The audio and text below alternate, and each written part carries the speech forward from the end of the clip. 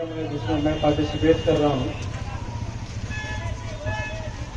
हालसे के इस चौक पे, अम्बेडकर चौक पे मूर्ति के अनावरण के लिए जिला प्रशासन के पदाधिकारी को आमंत्रित किया गया। एसपी साहब, एसडीएम साहब और लोकल एडमिनिस्ट्रेशन, इसके लिए आयोजन समिति को बहुत बहुत धन्यवाद।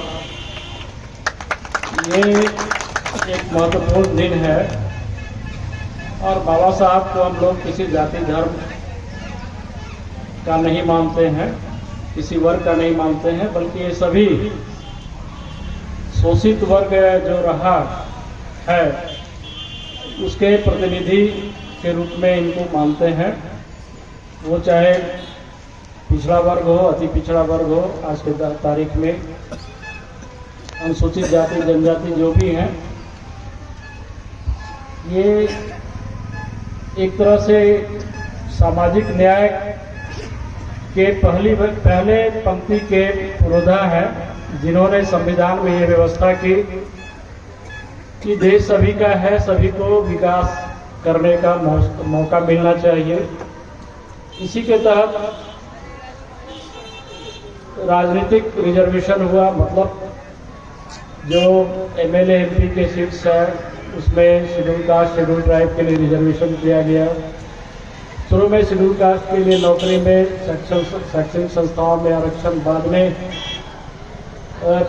सरकार ने इसको एक्सटेंशन किया और पिछड़ा अति पिछड़ा या फिर आज की तारीख में सामान्य कोटि के भी जो आर्थिक रूप से कमजोर व्यक्ति हैं उनको आरक्षण की व्यवस्था संविधान में के प्रदत्त व्यवस्था के अंदर सरकार ने दिया। पंचायती राज सिस्टम में भी उसी व्यवस्था के तहत आरक्षण दिया गया। 50% महिलाओं का आरक्षण एक माध्यम है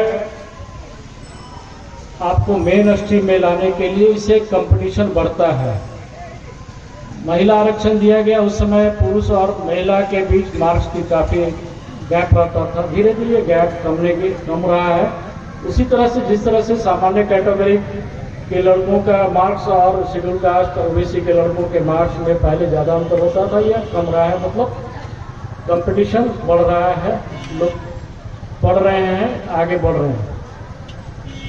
तो आप ये सोचिए, मंथन कीजिए इस बात पे कि 100 साल पहले 132वीं जन्म तिथि का आप लोग मना रहे हैं, हम लोग मना रहे हैं।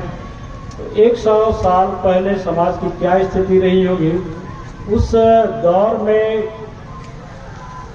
दलित समुदाय के सबसे निचले पायदान पे जो जाति आती थी, महार जाति जिसको और जगहों पे संभवतः डोम जाति कहा जाता है, डोम जाति का, उस जाति का एक सदस्य विदेश जाता है, मदद लेकर पढ़ता है, डायरेक्टरेट करता है कुछ सब्जेक्ट्स में और आकर के यहाँ प्रैक्टिस करता है, बैरिस्ट्री करता है और उसे प्रतिष्ठा मिलती है और संविधान निर्माण समिति ड्राफ्टिंग कमेटी का वो चेयरमैन बनता है। बहुत सारी कमेटियाँ थी, लेकिन इन्हें सबसे महत्वपूर्ण जिम्मेवारी दी गई कि आप ड्राफ्ट कीजिए संविधान को। नया संविधान, देश आज़ाद हुआ था, संविधान की आवश्यकता होती है। तो बहुत सारे संविधान, देशों के संविधान का स्टडी करके इन्हें ड्राफ्ट करने का, भारत के संविधान को ड्राफ्ट करने का जिम्मेवारी दी गई और इन्होंने बखूबी निभाया। आज़ाद भारत के ये पहले कानून मंत्री बने। तो ये क्यों ऐसा हुआ, ये मंथन कीजिए। इसके मूल में शिक्षा अगर नहीं रहती तो आज भीमराव अंबेडकर को हम लोग इस रूप में नहीं जानते। यही मैसेज है इनके जन्म तिथि का, जन्म दिवस का, कि सभी लोग पढ़ें, अपने बच्चों को पढ़ाएं और इस योग्य बनाएं कि अगला भीमराव अंबेडकर वो बने।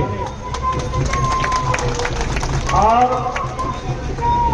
कंपटीशन की भावना रहे, सामान्य कैटेगरी के लड़कों के साथ वो मैच करे, इतनी तैयारी करे, इतना मनोबल ऊंचा होना चाहिए और ये व्यवस्था होनी चाहिए।